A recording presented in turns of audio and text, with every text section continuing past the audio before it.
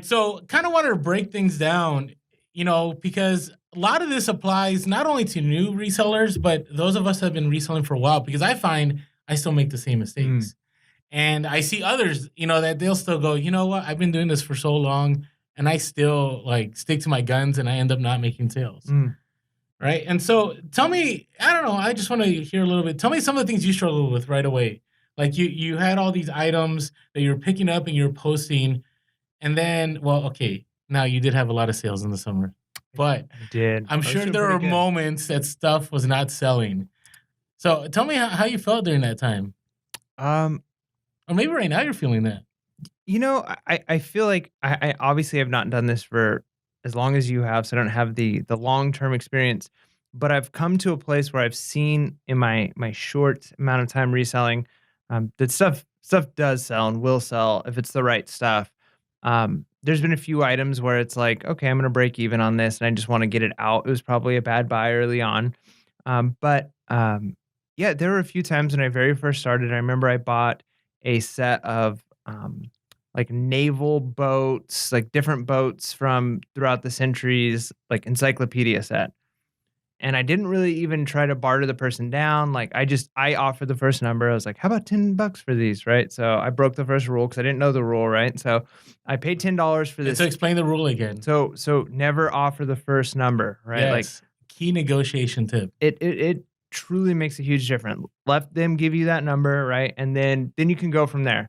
Not to say that, like, you're going to go to, like, infinitely below that, but, I mean, it gives you a starting point. You know kind of what they're looking at, and if they're going to negotiate, they probably gave you a number that's a little high anyways from what they're willing to That's a take. great point. Yep. That is true. So Because you only go down from there. exactly. So, I just offered $10, the person gladly took it, and these books sat for, I don't know, I wanna say, like, 3 months or something like that, and it was a huge encyclopedia set that was taking up most of my little corner of the garage So at the when you say time. huge, what do you mean? Like encyclopedia set could mean 10 Well, or it can mean like 30. I think there was, like, 20 some of them total, Okay. and it was heavy. I remember when I shipped it, it was, like, over 75 pounds or close to 70 pounds That's of books. intense.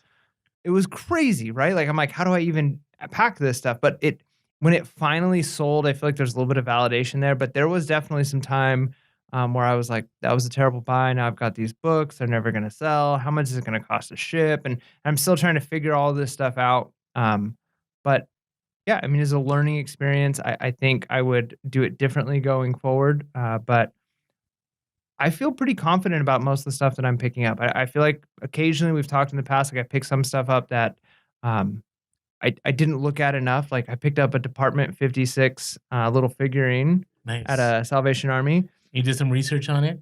Yeah, and they were going for like $30. I paid $1.99 for it. I'm like, oh, this thing is sweet. It said Department 56 on the bottom. It's like pumpkin, like cart, like a cart with like pumpkins in it and two people on it. I get Two it people on home. the cart? Yeah, one is sitting on the cart and one is like with the Huh. horses, right? And I get it home and I take all the pictures and I'm about ready to hit list and I'm looking at the pictures of like the one that I kind of like was doing some Yeah, research the based off of. comps. Yeah. And I noticed it looked a little different. And then I saw that like the hand of my guy was broken. And so like Oh, the that's the reins. worst. And so I don't know if it was broken in the store or if the lady when she wrapped it at the store broke it. So it's maybe it's my fault, maybe it's not. I don't know. But like there's been definitely a few things like that where it's like, oh, I should have done a little bit more like reviewing it before I actually paid for it.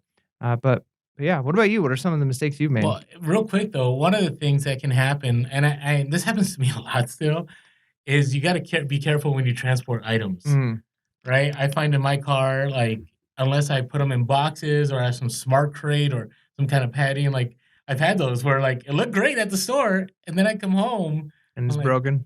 so things went from money to junk really Mm, fast, right? So yeah. just always be careful when you're transporting items.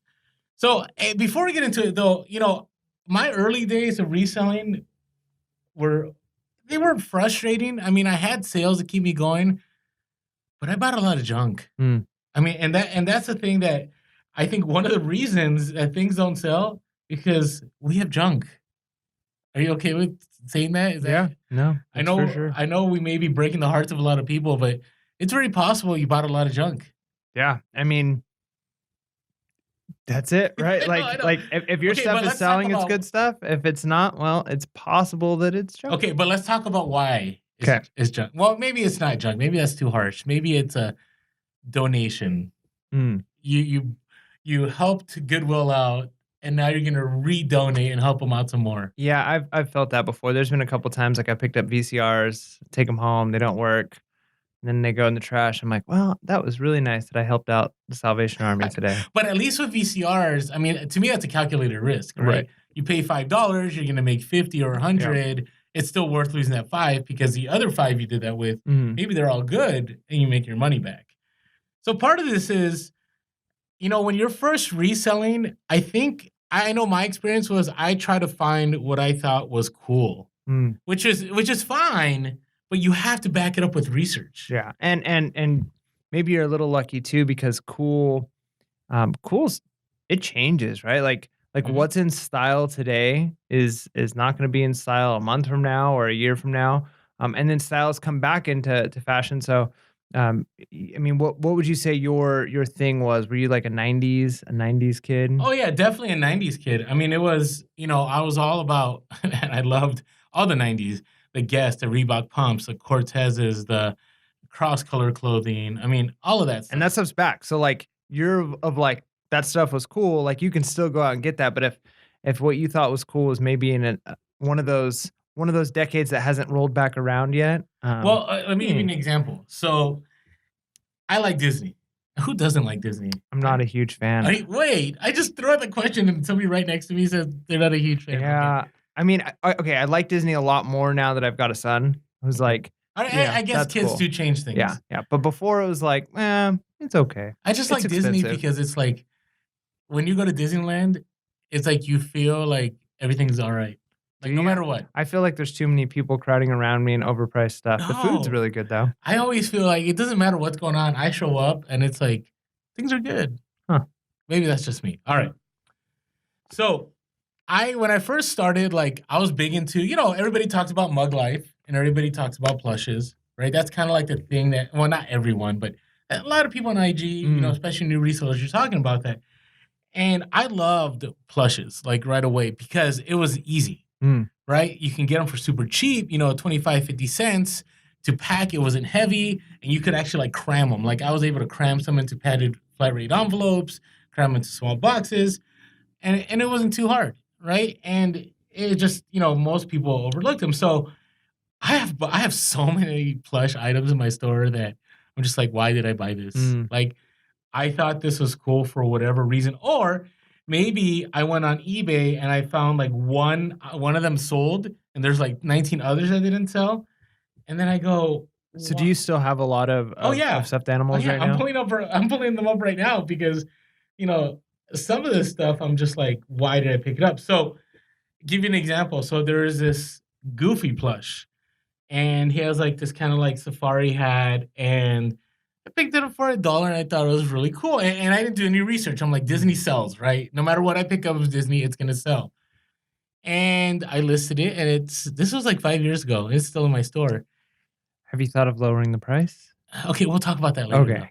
But what I found out was that this was one of those that you could win like at a theme park. Uh, Do you know what I mean? Like right. one of those games, and so there's really not much value to it. It's not one of Mm. the humongous ones. It's just a regular Goofy plush, right? I also have another Donald Duck one. I have Lion King one. I'm going through my list here, and these were all plushes that I I thought, picked up my first 2 plushes, oh yeah, you this did. last I'm week. impressed. Okay. Are you impressed, or did I just make a mistake? Well, did you do the research?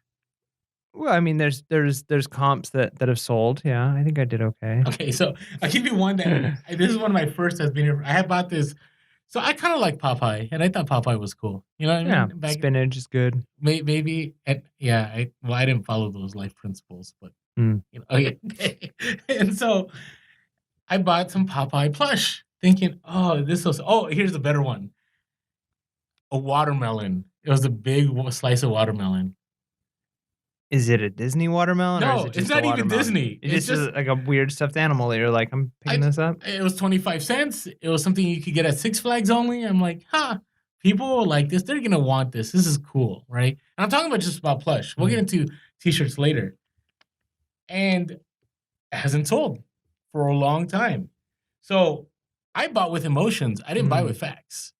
That's huge. Like you have to buy with the facts.